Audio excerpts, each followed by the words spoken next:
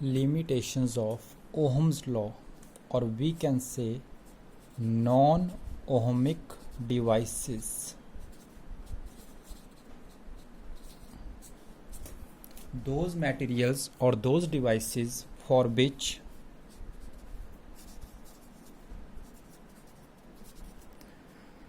the condition of proportionality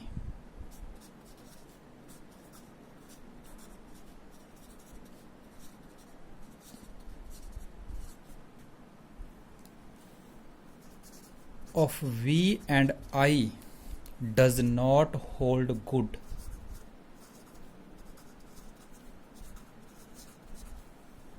They are called non-ohmic devices.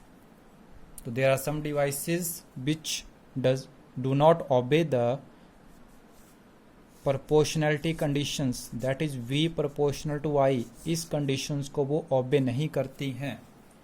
They are called non-ohmic devices. So here are some non-ohmic devices जिनके बारे में हम with the help of graph discuss करेंगे. First one is metals or conductors. So for metals or conductors, V ceases to be proportional to I, although up to certain limits. जब हमने metals और conductors के लिए V और I का graph plot किया है, then for a certain value of the V, or we can say current, V proportional to I, graph is straight line, means Ohm's law obey हो रहा है. But after a certain limit of the current, the graph does not remain straight line, it becomes curve type. आपका जो ग्राफ है वो straight line नहीं रहता. अब उसके आगे मीन्स अब यहाँ से आगे आपका ओहम्स लॉ ओबे नहीं हो रहा है. Graph becomes curve type. किसके लिए? फॉर मेटल्स और कंडक्टर्स. वाई ऐसा क्यों हुआ है? So with the passage of the current due to heating effect. What is the reason of this? Due to heating effect, because resistance changes with the change in temperature.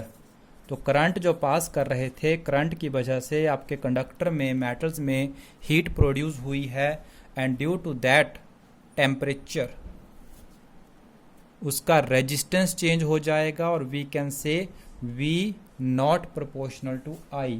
V जो है वो I के proportional नहीं रहता है. Second one is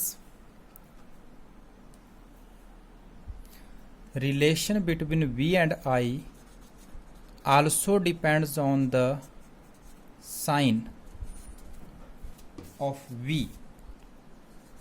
voltage V के sign पे भी डिपेंड करता है. फॉर एग्जाम्पल किसके लिए बात हो रही है? Junction diode, PN junction diode, जिसको हम सेमीकंडक्टर के चैप्टर में रीड करेंगे.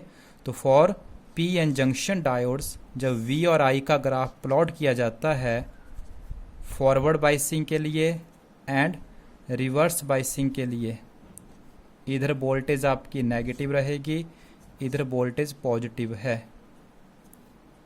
तो फॉर द फॉरवर्ड बाइसिंग जब वोल्टेज पॉजिटिव है उसी डिवाइस के अक्रॉस, तो आपका ग्राफ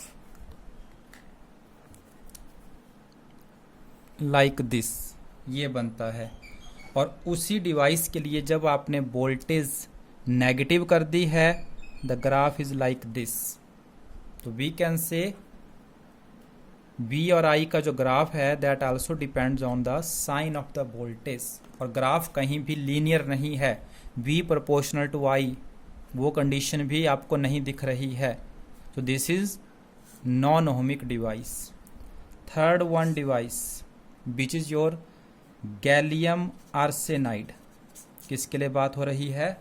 ये भी सेमीकंडक्टर है, कंपाउंड सेमीकंडक्टर है. इसके बारे में क्या क्या लिखते हैं? Relation between V and I is not unique. Unique means for one value of the V there should be one value of the I. V proportional to I means V की एक ही वैल्यू के लिए I की भी एक ही value होनी चाहिए.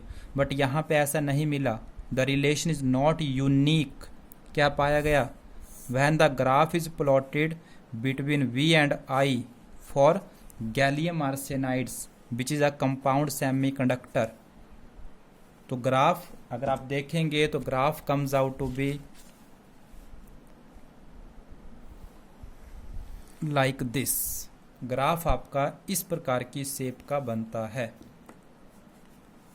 बट अबाउट दिस, तो आप देख सकते हैं for any value of the current, current की किसी भी पर्टिकुलर वैल्यू के लिए अगर आप देखेंगे तो कॉरस्पॉन्डिंग टू दिस वोल्टेज, ये भी वोल्टेज आती है, and also corresponding to this, ये वोल्टेज।